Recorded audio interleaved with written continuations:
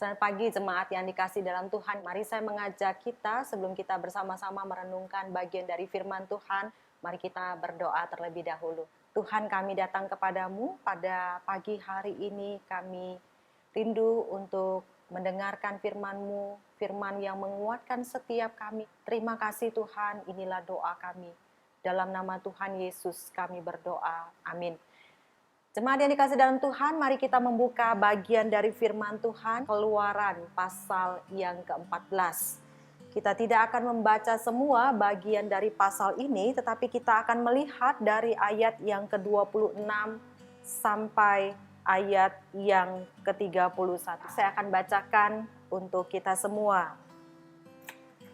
Berfirmanlah Tuhan kepada Musa, ulurkanlah tanganmu ke atas laut, supaya air berbalik meliputi orang Mesir, meliputi kereta mereka dan orang mereka yang berkuda. Musa mengulurkan tangannya ke atas laut, maka menjelang pagi berbaliklah air laut ke tempatnya, sedang orang Mesir lari menuju air itu. Demikianlah Tuhan mencampakkan orang Mesir ke tengah-tengah laut. Berbaliklah segala air itu, lalu menutupi kereta dan orang berkuda dari seluruh pasukan Firaun yang telah menyusul orang Israel itu ke laut.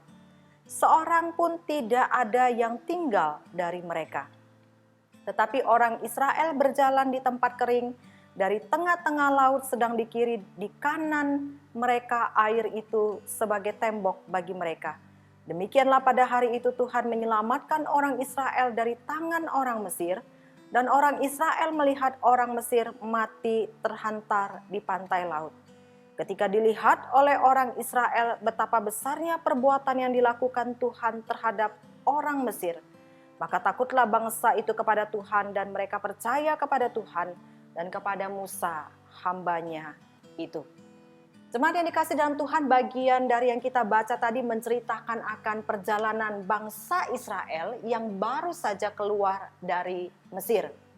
Dan kalau kita melihat di bagian sebelumnya, maka kita akan mendapati bagaimana bangsa Israel dengan mata kepala sendiri telah menyaksikan dan melihat bagaimana Allah Yahweh itu dengan 10 tulanya membebaskan mereka dari penderitaan perbudakan bangsa Mesir. Kemudian kalau kita lihat di dalam Keluaran pasal yang ke-13 ayat 21 dan ayat yang ke-22. Di situ dikatakan bahwa Tuhan sendiri yang memimpin mereka dan berjalan di depan mereka.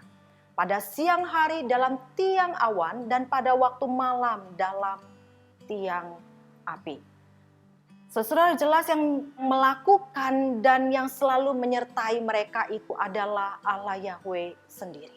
Dan seharusnya ketika umat melihat apa yang sudah Tuhan lakukan, karya tangan Tuhan yang besar, seharusnya membuat umatnya menyadari bahwa Allah yang memilih dan membebaskan mereka ini adalah Allah yang berbeda dengan dewa-dewa yang ada di Mesir.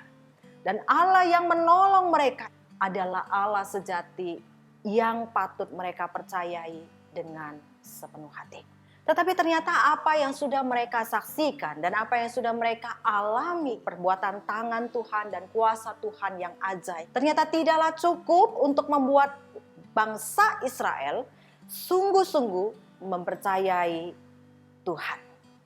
Kalau kita lihat kemudian di dalam Keluaran 14 ayat yang ke-31, baru di sana dikatakan bahwa maka takutlah bangsa itu kepada Tuhan, dan mereka percaya kepada Tuhan dan kepada Musa hambanya itu. Takut di sini di dalam terjemahan Mandarin Qingwei, di situ menjelaskan bahwa takut adalah takut yang betul-betul takut kepada Tuhan, rasa hormat kepada Tuhan di dalam arti yang positif. Ya, jadi bangsa Israel di situ dikatakan takutlah bangsa itu kepada Tuhan dan mereka percaya kepada Tuhan. Ketika Firaun dan pasukannya mengejar dan makin dekat kepada bangsa Israel, respon mereka adalah sangat ketakutan. Mereka di dalam ketakutan itu dikatakan bahwa mereka berseru-seru kepada Tuhan dan mereka mengeluh kepada Musa. Di dalam Keluaran 14 ayat yang ke-11 dan 12 di situ dikatakan, Dan mereka berkata kepada Musa, apakah karena tidak ada kuburan di Mesir, maka engkau membawa kami untuk mati di padang gurun ini? Apakah yang kau perbuat ini terhadap kami dengan membawa kami keluar dari Mesir? Bukankah ini telah kami katakan kepadamu di Mesir, janganlah mengganggu kami dan biarlah kami bekerja pada orang Mesir, sebab lebih baik bagi kami untuk bekerja pada orang Mesir daripada mati di padang gurun ini. Jemaat yang dikasih dalam Tuhan, ketakutan yang dialami oleh bangsa Israel jelas adalah sesuatu yang alami dan dapat kita maklumi. Tetapi dari perkataan mereka kepada Musa jelas sekali menunjukkan bahwa tidak adanya atau kurangnya rasa percaya bangsa Israel itu kepada Tuhan. Begitu sulitnya mereka untuk sungguh-sungguh mempercayai Tuhan yang sudah menolong mereka. Saudara, kita melihat bahwa yang hatinya degil dan tegur tengkuk itu ternyata bukan hanya Firaun saja, tetapi juga bangsa Israel. Namun Allah itu adalah Allah yang sabar dan Allah yang tetap mempedulikan umatnya. Walaupun Allah telah mengenal hati bangsa Israel yang keras hati dan tegar tengkuk itu, tetapi Dia tidak mengurungkan niatnya untuk membebaskan bangsa Israel dari perbudakan Mesir.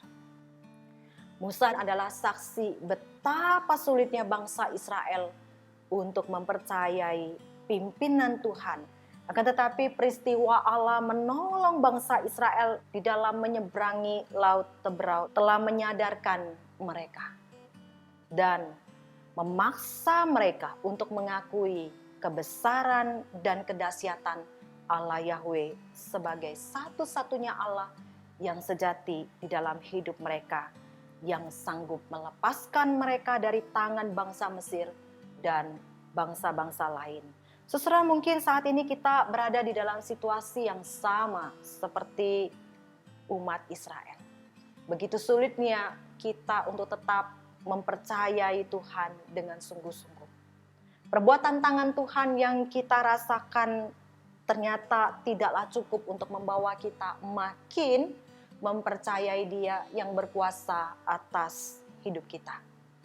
Saudara mengalami perbuatan Allah, karya Tuhan yang dahsyat di dalam hidup kita merupakan satu sarana untuk makin membawa kita kepada pengakuan terhadap Tuhan memegang kendali yang menjadi Allah yang patut kita percaya.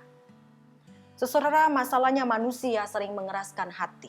Manusia seringkali mengambil sikap menolak untuk mempercayai, untuk mempercayakan hidupnya kepada Allah sepenuhnya. Nah, saudara, jangan sampai kita dipaksa oleh Tuhan dengan tangannya yang kuat untuk tunduk kepadanya.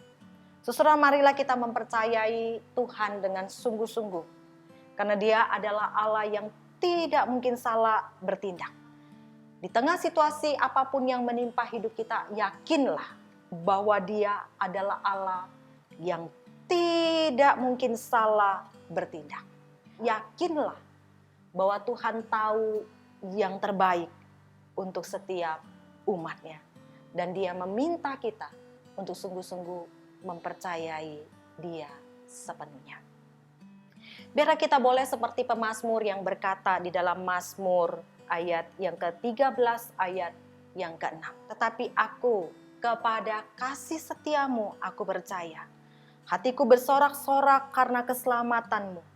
Aku mau menyanyi untuk Tuhan karena Ia telah berbuat baik kepadaku. Kiranya Tuhan boleh menolong setiap kita dan kita makin terus boleh bersandar, percaya sepenuhnya kepada Tuhan. Amin. Mari kita berdoa. Tuhan, kami datang kepadamu, tolonglah kami di dalam kehidupan kami Tuhan. Biarlah Engkau Allah yang terus kami percayai di tengah situasi apapun yang saat ini menimpa kami. Tuhan, biarlah Engkau Allah yang terus menopang kami. Di dalam nama Tuhan Yesus, kami berdoa. Amin.